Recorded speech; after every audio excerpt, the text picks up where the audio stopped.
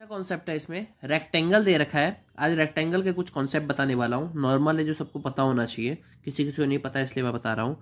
Rectangle में L आमने सामने की भुजा बराबर होती है, तो एरिया कितना होगा एल इंटू बी, और पेरीमीटर क्या होगा 2l प्लस बी। ये नॉर्मल है, area L into B, perimeter 2l plus B. Diagonal जो होता है A C diagonal A C बराबर बी डी बराबर डी बराबर under root L square plus B square. ये पाइथागोरस से आ गया, ये नॉर्मल है।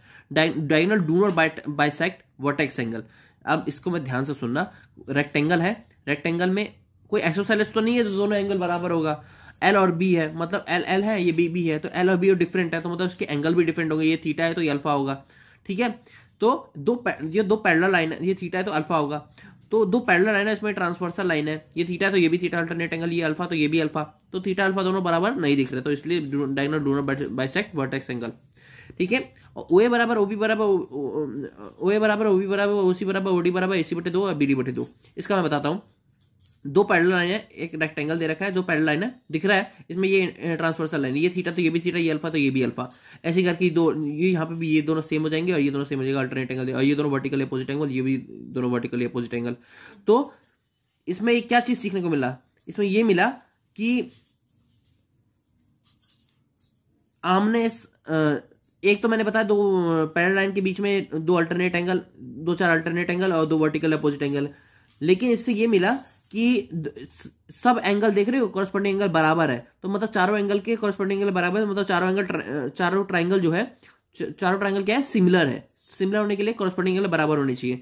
और कॉन्ग्रेंट क्यों है, कॉन्ग्रेंट चारों ट्राइंगल नहीं है, आमने सामने वाले ट्राइंगल जो है वो कॉन्ग्रेंट है। मतलब ये क्योंकि ये थीटा के सामने जो एल दे रखा है, ये भी थीटा के सामने एल दे रखा है, वर्टिकली अपोजिट एंगल से दोनों सेम होगा, ये दोनों भी सेम होगा, तो बी के सामने ये इसके सामने बी, मतलब इस एंगल के सामने ये बी, इसके एंगल से कॉरस्पॉन्डिंग लेंथ का रेशियो सेम होना चाहिए, नहीं कॉरस्पॉन्डिंग लेंथ का रेशियो 1:1 होना चाहिए। मतलब इसके सामने बी, इसके सामने बी, दोनों का रेशियो लेंगे तो 1:1 आ जाएगा। तो इसलिए हम क्या बोलेंगे कि ये कॉन्ग्रुएंट है आमने सामने के ट्राइंगल। कहते हैं कॉन्ग्रुएंट जो होता है ट्राइंगल आमने सामने के, तो उसके एरिया भी सेम रहते हैं, ये आगे मैं बताऊंगा।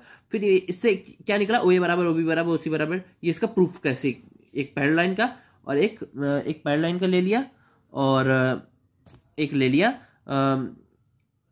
सिमिलर ट्राइंगल, एक कॉन्ग्रुएंट से, ये कॉन्ग्रुएंट से इसका लेना था, O is the mid point हो गया। कॉन्ग्रुएंट होने से फायदा क्या मिला, क्योंकि कॉरस्पॉन्डिंग लेंथ का रेशियो सेम हो गया, क्योंकि ये थीटा के सामने ये वाला वैल्यू, तो ये थीटा के सामने ये वाले, इसके जितने भी डायगोनल के जो पार्ट्स हैं, जैसे ओ जो मिड पॉइंट हो गया, तो वो इक्वल डिवाइड कर पाएगा, उनका रेशियो सेम आएगा, इसलिए मैंने ये कर रखा है। अब diagonal do not bisect, diagonal bisect each other, bisect तो कर रहा है, ओ पे कर रहा है, डायगोनल जो बाइसेक्ट कर रहा है ओ पे कर रहा है, लेकिन बट नॉट एट 90 डिग्री। मतलब ये अगर थीटा ये थीटा है तो ये हो जाएगा 180